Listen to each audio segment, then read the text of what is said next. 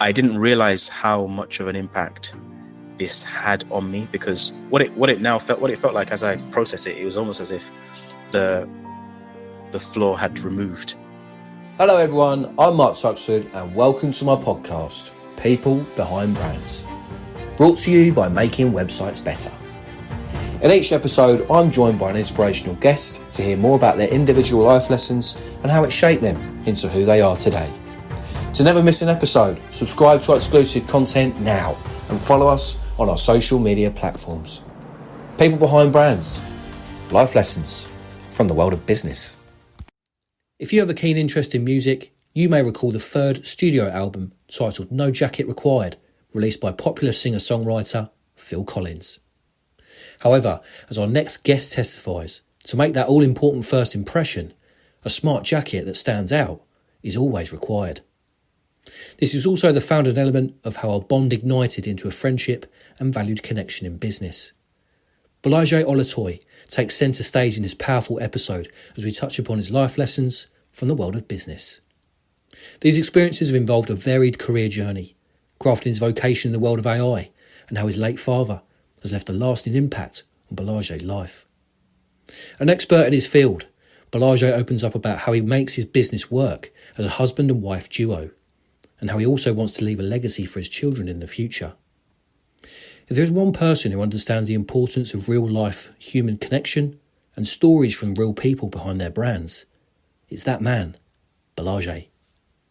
Bolaji, welcome to the show. How you doing?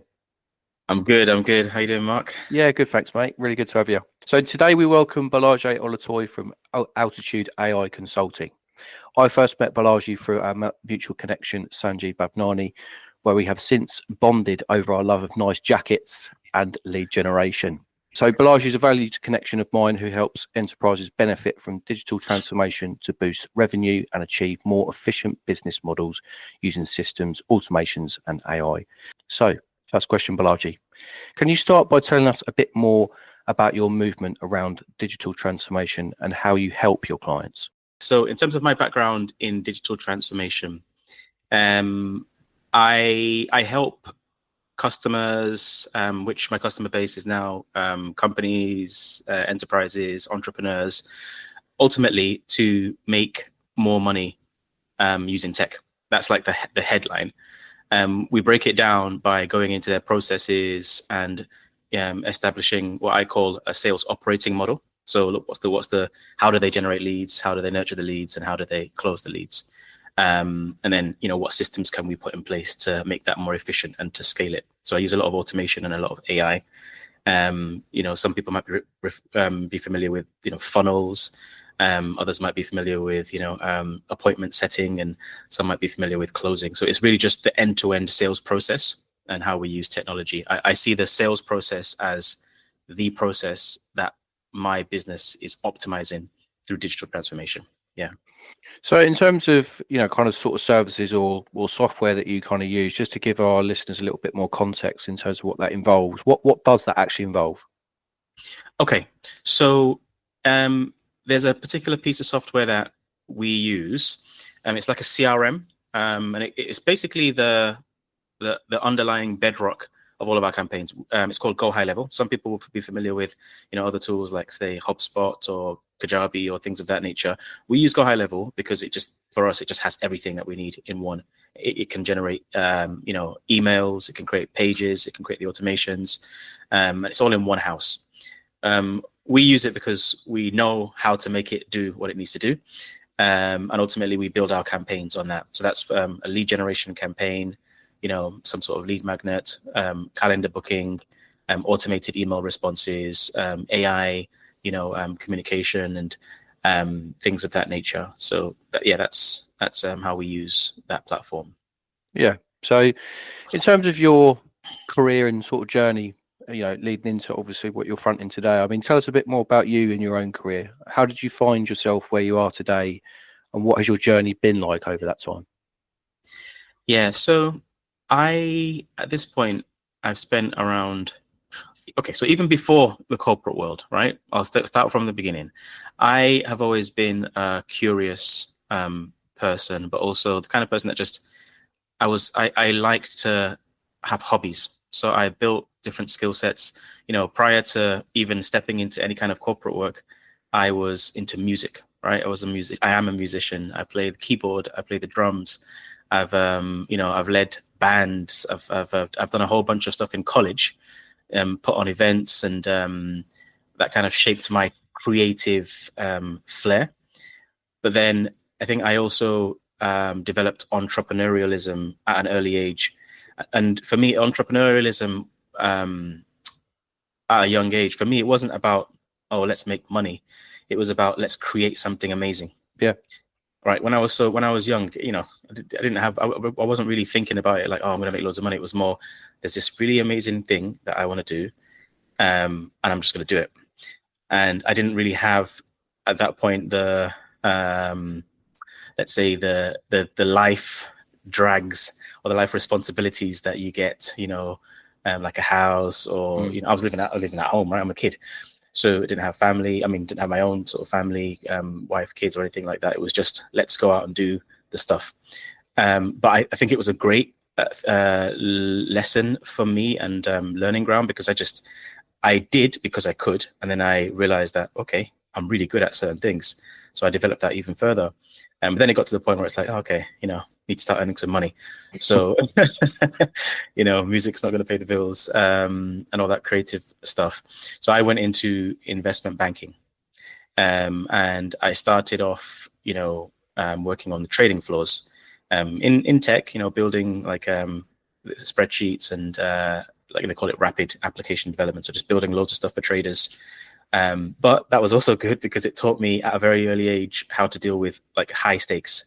Yep. Right. So imagine walking into an office every day and, your kind of like normal interaction is having someone scream at you.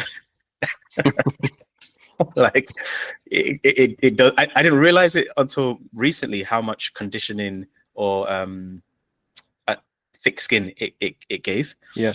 And then I went on to, graduate scheme, and I kind of really earned my chops at two companies, Merrill Lynch and JP Morgan.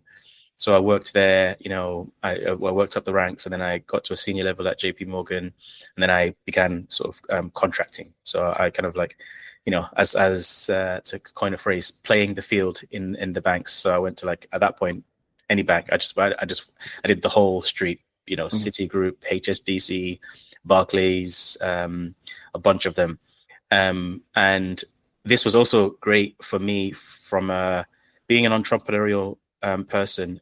You're like a problem solver. So you like to put yourself in different situations, and almost you can drop yourself in any situation and how to deal with it. A bit like you've seen Jason Bourne, like, I've got all these skills, but like, I don't know how I know how to do this. Yeah.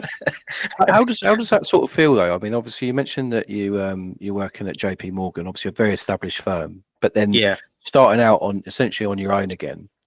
What's that like? Because obviously you've got that sort of safety net, I guess, of having quite an established company, getting paid on time, all that sort of stuff. But what's that like for starting your own business? I think the lesson that I've learned is don't take that salary for granted. Don't take that salary for granted. And hindsight is 2020. When being entrepreneurially minded, there is this kind of sense of the grass is greener. It's like, oh, I could do that, and oh no, I've got all these skills. I can do business, and I kind of had that because I was doing a lot of side hustles, whilst I was working. And then when you finally make the jump and it's like, yes, we're doing it. It feels good. It's exhilarating for a little bit, got some contracts in, and yes, but then when the contracts begin to slow down, or, you're waiting for an invoice, or these like practical things that pertain to actually real life business, it's a stark reality that actually, plan properly, right? So there was a benefit in having the guaranteed salary, but it's also a test. I see it as a bit of a test in the sense of, are we going to sink or are we going to swim?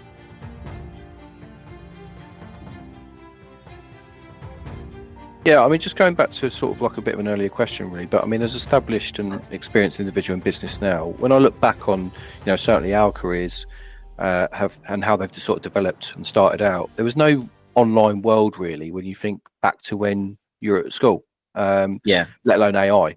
So can you pinpoint when you thought online or AI would be the way forward for you? Yeah. So to be fair, I would say I've probably been a little ahead of the curve only because, I am a nerd, right? I'm a tech geek nerd. Even like a real nerd around the time when it wasn't cool to be a nerd. Now it's cool, right? You got Marvel, you got Tony Stark, you got all of these rock stars that are what we associate as tech people now.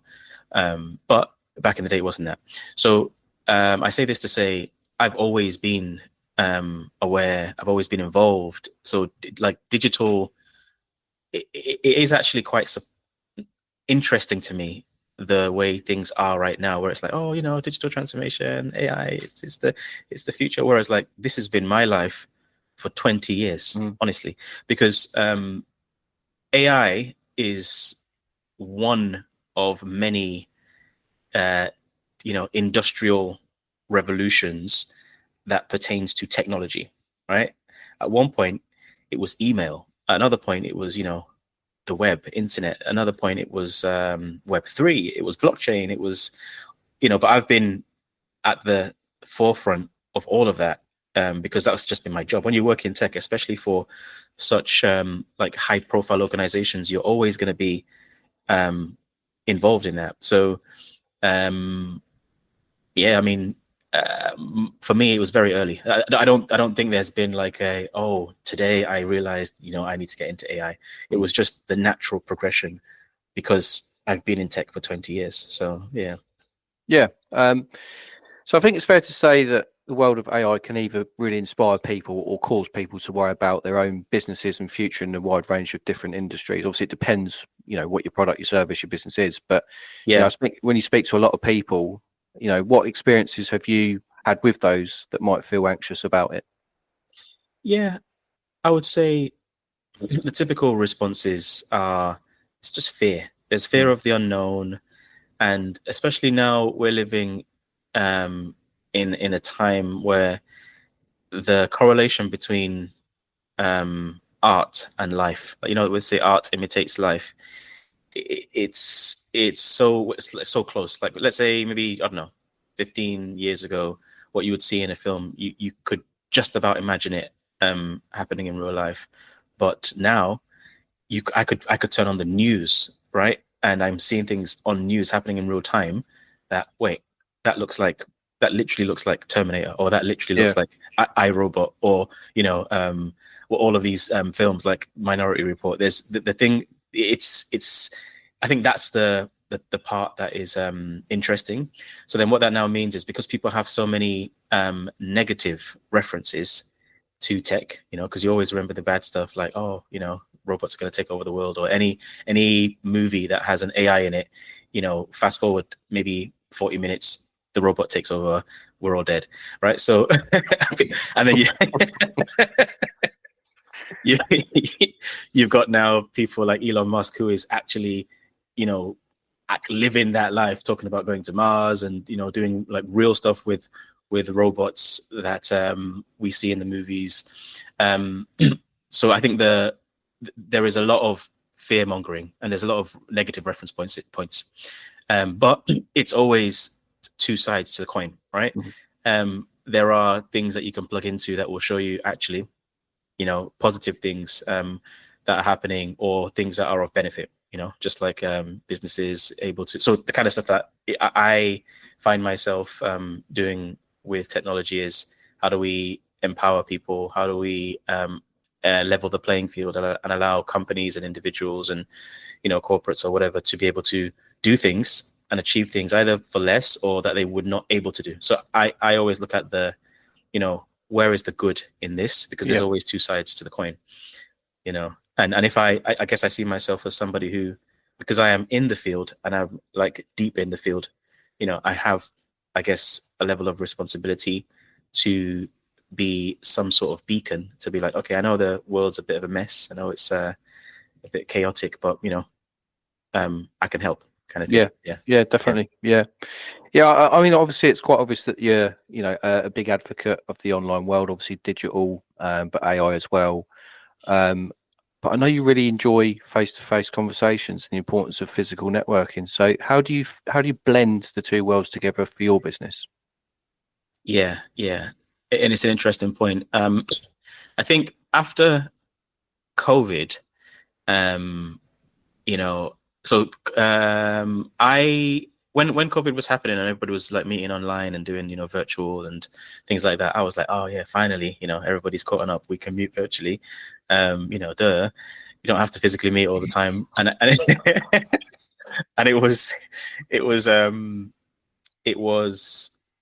good. It was good for me at the time because I was like, yes, we're all getting onto this online thing. But then I began to feel a lack of physical and human connection, and even after like the bans were lifted and you could meet physically, for me anyway, there was still quite a long period of not physically engaging because I'm used to this anyway. So it took me a while to begin to get out again. Yeah.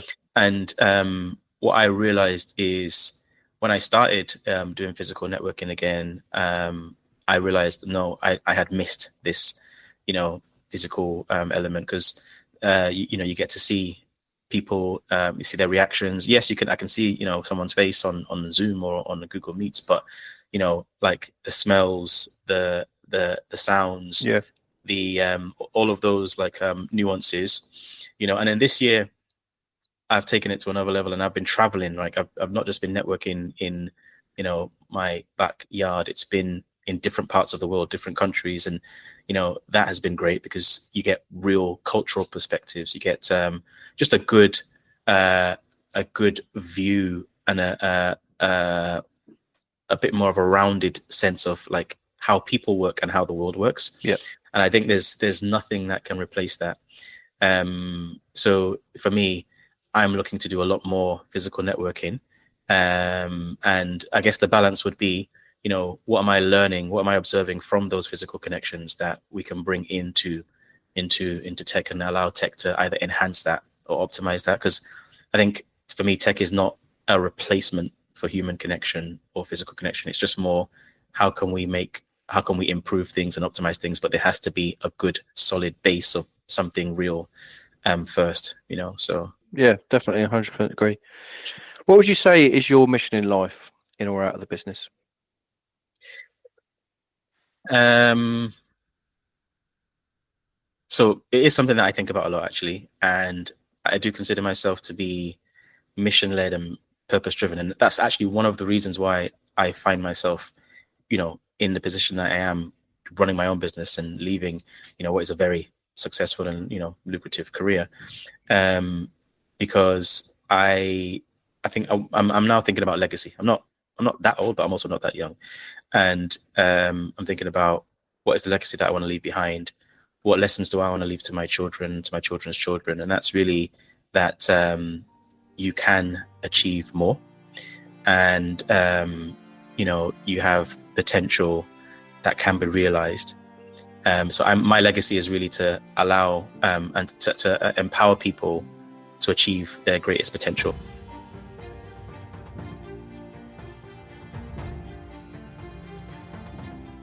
Just following on from your mission then, I suppose a question would be, because there's lots of people out there doing a similar type of thing in terms of AI and automations and all that sort of stuff. But what would you say is your USP?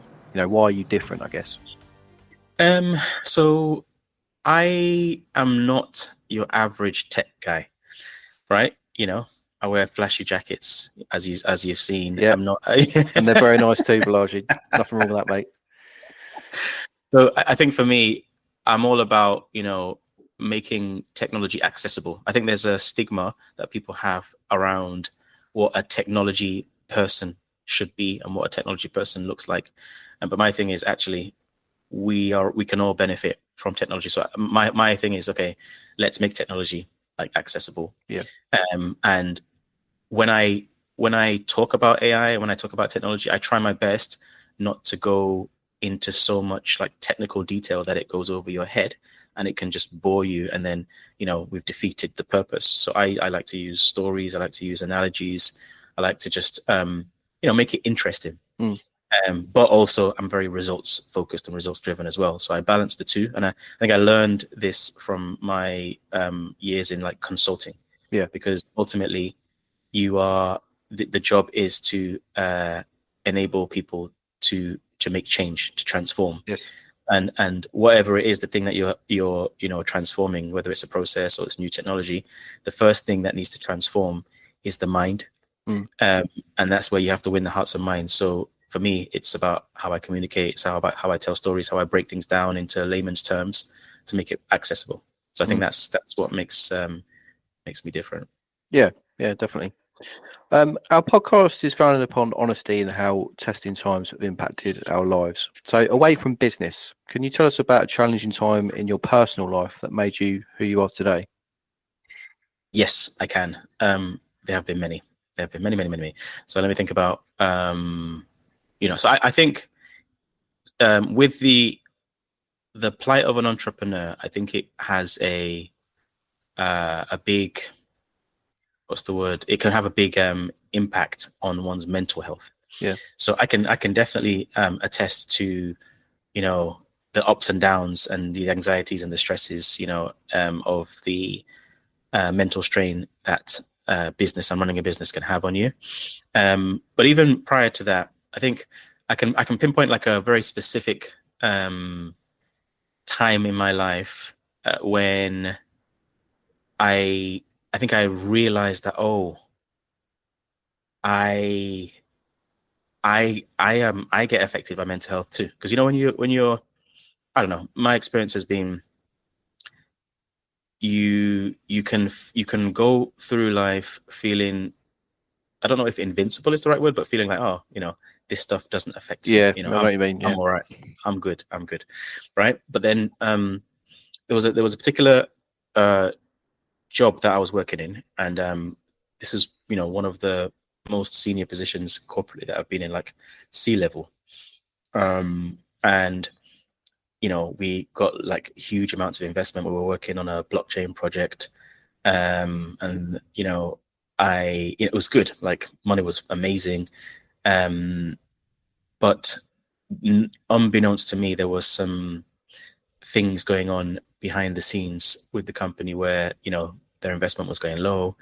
Things were happening that required them to make decisions very quickly, and I was caught off guard by, one day I was called into an office and I was just handed an envelope, and it was pretty much like, your contract's ended, like immediately, with immediate effect. I'm like, oh. Now, I didn't realize how much of an impact this had on me, because what it felt like as I processed it, it was almost as if the floor had removed from me, and I was just sinking, almost a bit like I'm not sure if you've seen Get Out, where the lady puts that teacup and then he's like he's falling down. Yeah. I literally felt like that, and I couldn't process it. But as I was thinking about it, later on, I realized that I had placed a lot of my self-worth and self-value on the job, and not just that job, but the job in general. Like, amount of money I'm being paid, the position that I'm in, the people that I'm meeting, the work that I do, that it became me. And I kind of was placing my identity on that. And when that was removed from me, I really felt myself in a no man's land, in the sense where it's like, it was deep. I don't know who I am. And it's like, I could have easily gone to go and get another job. Yeah. Right.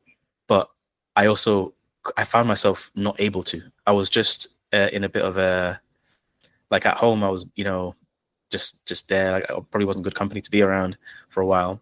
And I think it took a long time for me to mentally process what had happened and kind of deal with it and, get through it. I think it took me on a journey of, first of all, identifying that I'm not a superhero, but also I have mental things that I'm affected by, like mental health. That's where that was my first introduction to like real anxiety, stress, and very negative thoughts. But then, as life would have it, that was the beginning of a series of events that let's say, okay, you've almost maybe just about recovered from one thing, then bang, another thing happens. My dad died not too long after, and bear in mind that I carried a lot of the mental strain of the things that I was going through to myself. So but obviously when my dad died, it was obviously it was very public. So now I am thrust into a situation where I'm having to mentally, deal and be okay, and work with all of that. And this is only like 4 years ago. But I also think that had an effect on how I operated and choices that I made, decisions that I made, people that I partnered with, business decisions, and even things at home.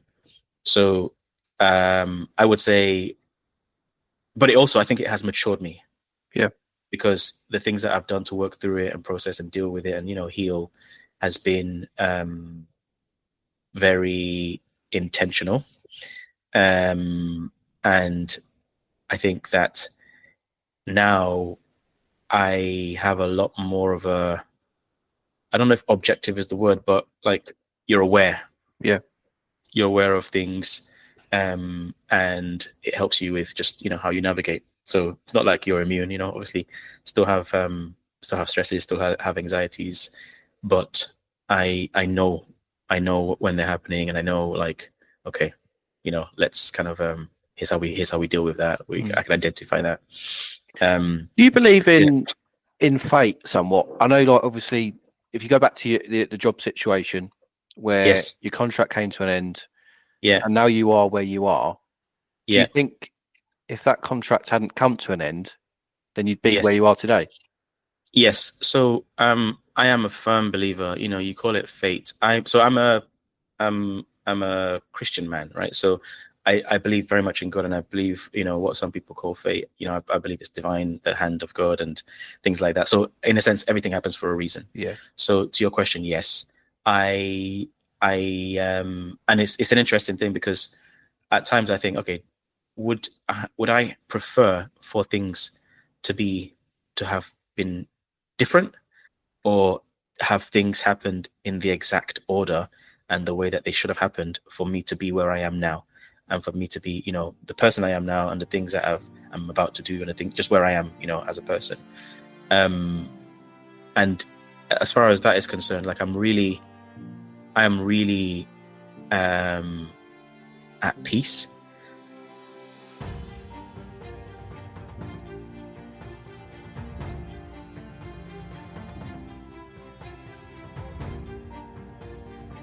How much of an impact has your career or ambition had on your personal life with friends and family, or other interests that you've got? Yeah, so I would say it has had an impact. So I'm very, I'm a family person, and because the one fact that I've not mentioned is I work together with my wife. So we're business partners. We run the company together. Yeah. So that has its challenges. It has its plus sides, but it also has its challenges. Most people that I speak to, well, how do you separate that though? Because obviously, if you're working together, and then obviously you've got the personal life, and obviously your parents and things like that. So how does that materialize? There you go. So sometimes not very well, but I would say, and this is one of the lessons that I've learned. So the premise of it is, we want to build a life together. We plan to build a life together. So, let's do life, but life is also what we're involved in, the business and this and that. So but I'm also learning that in the journey, there's personality and character types that are different. So I guess you could say I'm an obsessive person by nature, which I tell myself that, oh, it's great for business. People say, the Napoleon Hill, you've got to obsess and you've got to like have a clear mental picture and all of this, good stuff. But at home, when the kids need to be put to bed, or when the dishes need doing, or when the chores around the house, that because we don't have house help, right? We're not in one of those countries or one of those scenarios where we even have people around us. So there are some real practical things that we look at, and because we're both in the business, it's like we need to look at how we do all of the things that pertain to our well-being. But what it has taught us in one sense is we've got to delegate more, delegate a lot more. Don't take on the things that we shouldn't take on, and put clear boundaries. And I think for me, I'm the one that's learning that lesson more, because I'm coming again from a background of 20 years in Korea, where it's like when it's time to work, it's time to work. And you can, how do I put it? You can talk a certain way at work, but you cannot talk that way at home. Yeah, yeah. You just can't. Do you have sort of clear sort of boundaries? Because I've spoken with a couple before on the show where they have essentially after dinner time they don't talk about work. So obviously they talk about work during the day because that's work time, but once it's dinner time, essentially that's personal time. So do you have sort of strict sort of boundaries yourself? Yes, we do. And I am the one that needs to be kept in check. Let's just say that, because I'm glad that my wife keeps me in check as far as those things are concerned, because again, it's something that I know about myself that I need to manage. But I'm an all or nothing type of guy, and I'm very all in, and I am learning to separate and take breaks. I know it's also not good on mental health if you're on all the time and you're always thinking about the business and blah blah blah. So that's definitely something that I know that I'm working on. But I also am grateful to have my wife as a check and boundary. Yeah, because we complement each other in that sense, and it's needed. So yeah.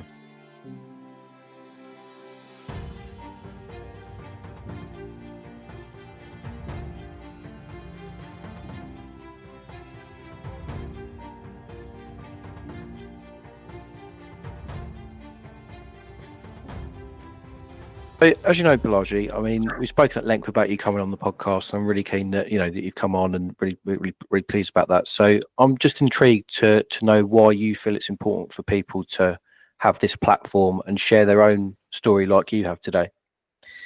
Yeah, I mean, first of all, I love the idea of the podcast, and when we met, it was a great meeting of minds. It was very clear that there was more to you than just business, right? We met in a networking event where it was for networking for business, but the conversation we had was much deeper.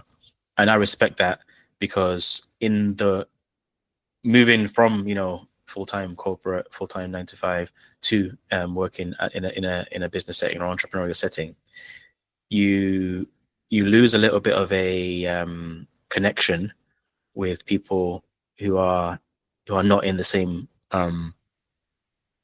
I don't want to say lane, but like not in the same you're not doing the same thing. Yeah. And the entrepreneurial journey can be very lonely, because you can feel like, oh, I'm in this journey alone, right?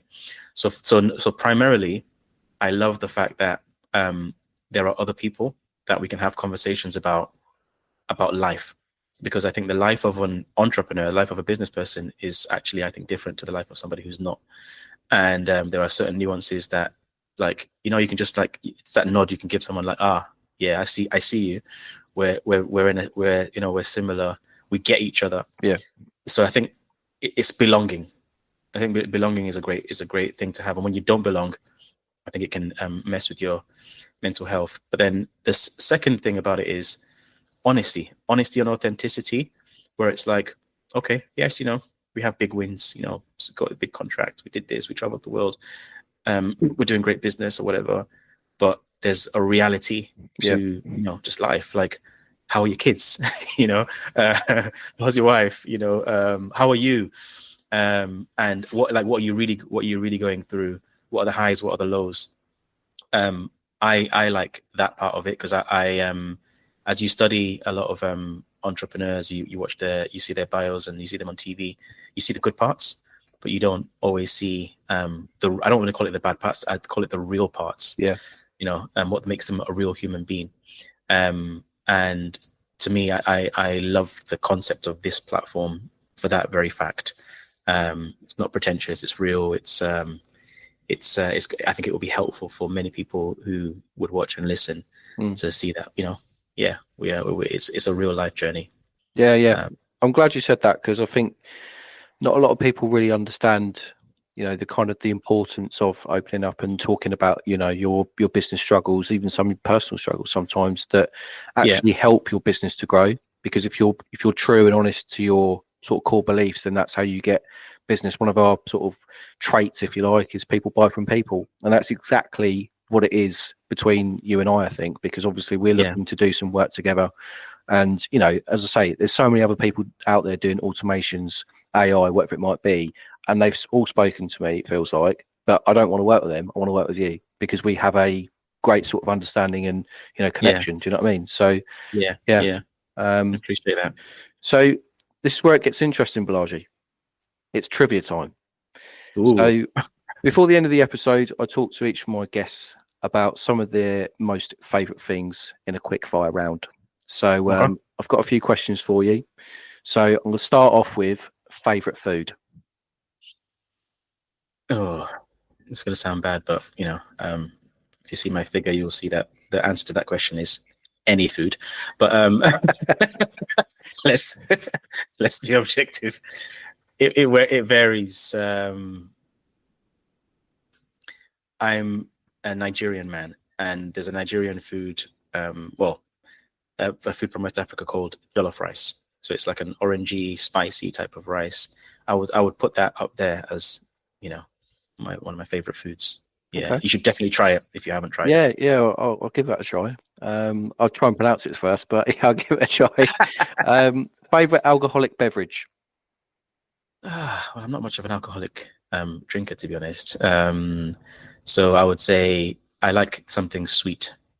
So probably let's say cider.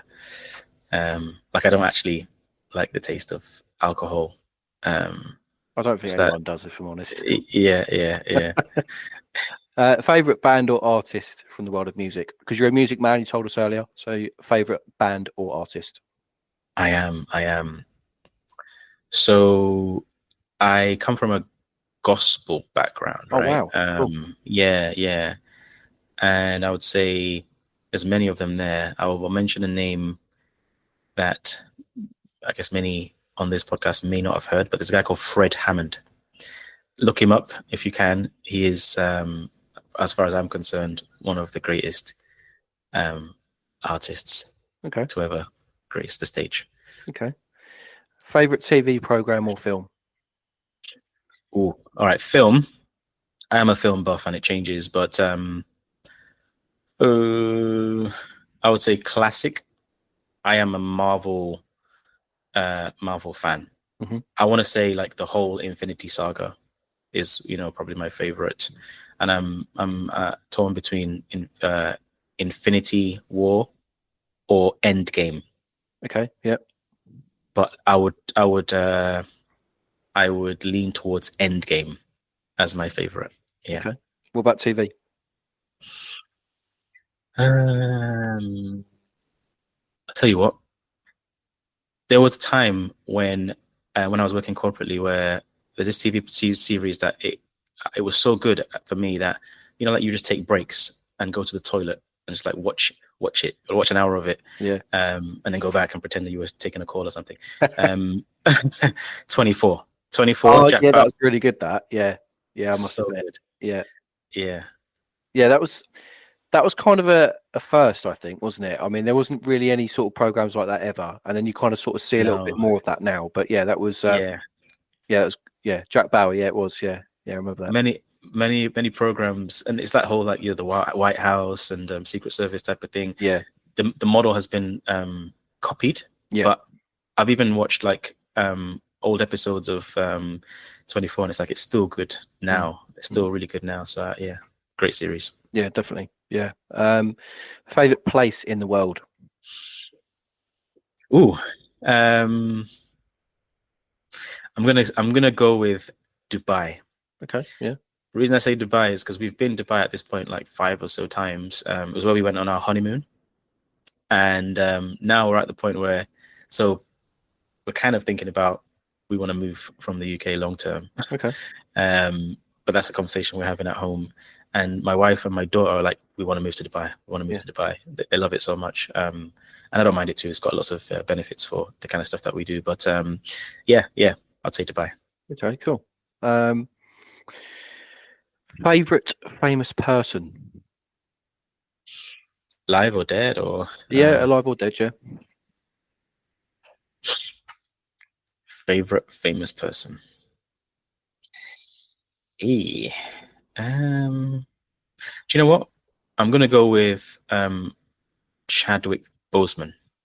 Okay, I've not heard of him. Chadwick Boseman. So you know Black Panther? Yeah. So he's basically the actor that played. Oh right, Black okay, Panther. Yeah, and he passed away, but his story was so inspirational. So he was living with like terminal cancer pretty much throughout the duration of his time in the Marvel universe, but his dedication and his commitment was like second to none. And then when you now watch back, the scenes, and then you used to watch back his interviews and the way that he kind of talked, like he knew he was dying, but he was still very much purposeful, and he saw what he was doing as being on a mission, and it kind of aligns with my mission-led approach in life. And I see him as a really great example and role model. Yeah. Biggest pet peeve? Sneezing on a train. Yeah, I would actually agree with that. Yeah. Oh, especially with mouth open and not no. I mean, I it's just no. I don't like I will drive 4 hours instead of getting a train because I just prefer to be in my own space. And I just don't like public transport. So getting into London, especially from where I live, it can be a challenge because it's like, I'm gonna have to get on a train. But yes, hygiene and sneak, it's like I don't like it. No. Yeah, I know what you mean. Any superstitions? I'm not really a superstitious person. I think so. A bit about me. I come from a Christian household, and my parents were actually, ministers, like pastors. So our take on superstition was always and is always more. Everything is faith driven. So superstition is, you do this and something bad's going to happen. But I kind of have a reverse superstition of like just faith, So I believe in good things. Yeah, I believe in God. I believe good things are going to happen. Yeah. Yeah. Favorite memory of your life? It's going to be interesting. So I have many. I have so many good memories. I'm blessed in that regard. But one of them,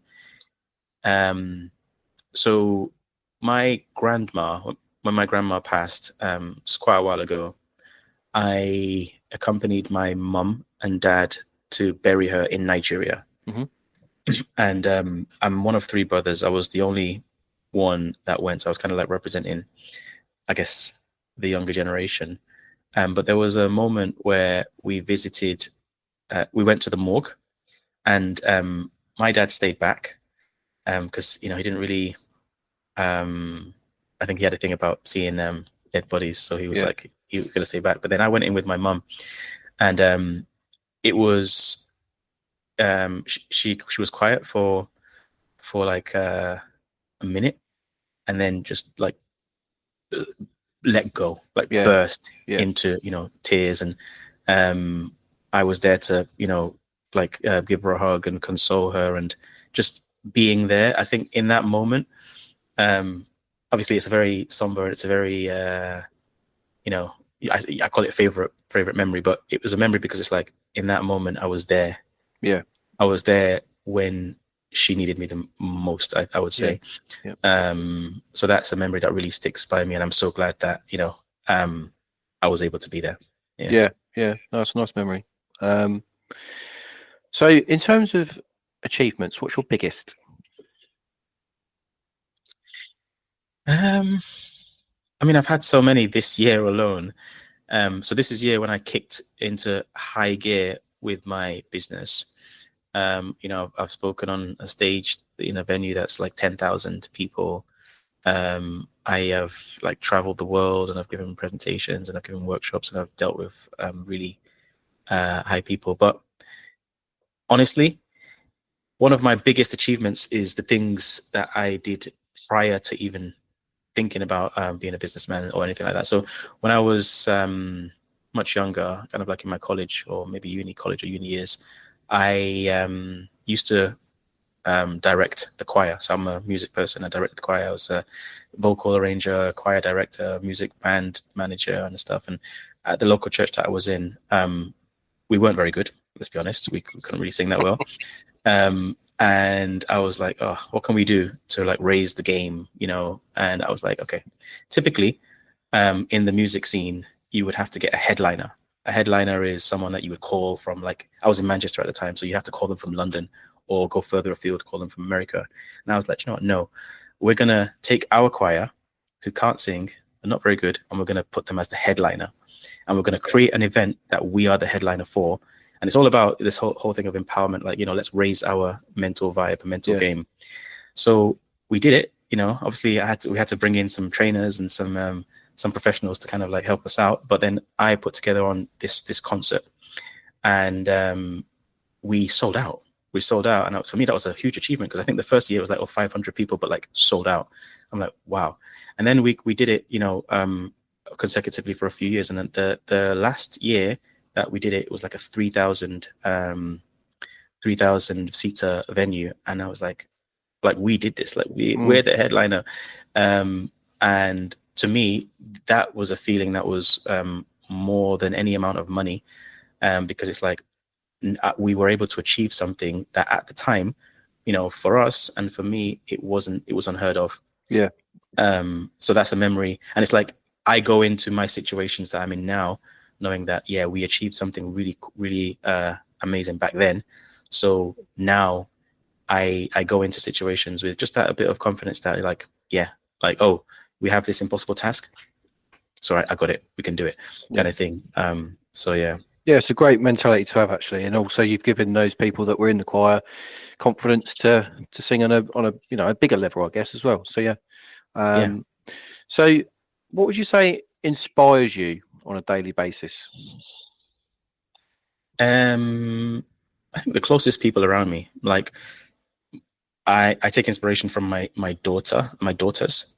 I have two daughters, and they are a constant source of inspiration. My youngest, you know, she's 3 now.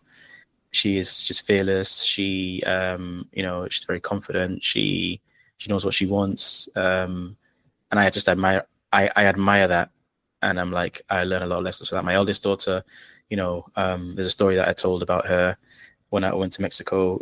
She overcame her fear of, like, it was a fear of going on a zip line, and there's a whole story that I've told on my social media, but we encouraged her through this process. She didn't want to do it, but she did it, and then she was like, oh, I love it now, and I want to do more of it. And I think it was just these little lessons that your kids teach you about life is really inspiring to me. My wife is a huge inspiration to me. Like, first of all, to be able to live with someone like me, you know, you got to be a special person. So she's an amazing, you know, I love her so much. My mentors, I have some amazing mentors, you know, and my mum is a huge inspiration. And to be honest with you, I've mentioned only women. Everybody I've just mentioned are females, like, and that's, I actually just realized it now. Females are a huge inspiration to me. We can learn so many lessons from them. So yeah, I definitely agree with that. Best piece of advice you've ever been given? Don't rush. Don't rush. For someone like me, and just like as an entrepreneur, you want to do things, you want to get things done, and you want to you see an opportunity, let's go for it. But that advice I was given by my mentor, and in hindsight is when I see that was the best advice I could have ever gotten, because from rushing, I've gotten myself into situations that I shouldn't have. But by not rushing in certain things, I've realized that now I can be positioned much better because we have a vantage point. And we've seen how the land lays, and we can now make very much more informed decisions. So don't rush. Best advice I've ever got. Yeah. Last question of the trivia round, Bolaji. So 3 guests you would invite to a dinner party. 3 guests I would invite to a dinner party. Okay. Can they be dead or alive? Yeah, dead or alive. Okay. I'm a nerd. Can they be fictional or no? They probably have to be real, I think. Yeah. Real. Okay. I was going to say like Tony Stark, but so Elon Musk. Yep.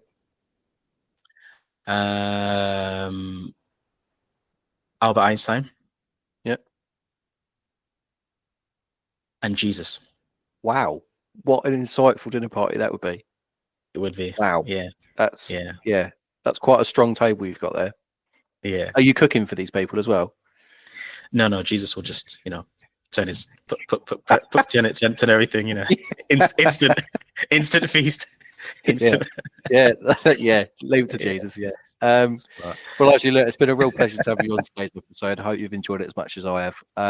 Perhaps just to end the episode, you'd like to tell everyone where our listeners can find you and how they can benefit from your services. Absolutely. So best place to find me right now would be on LinkedIn. So if you search Bolaji Olatoye. But if you want my best content, because LinkedIn is my filtered platform, best content is going to be on Instagram. So Instagram is instagram.com/Bolaji Olatoye. Lovely. Thank you very much again, Bolaji. Thank you. So that's it for this episode of People Behind Brands. If you like what you heard today, do yourself a favour, subscribe to our exclusive content now, and follow us on our social media when you search People Behind Brands podcast or at podcast PBB. Join us next time for a brand new guest as we explore more life lessons from the world of business. We'll see you soon. Ta-da!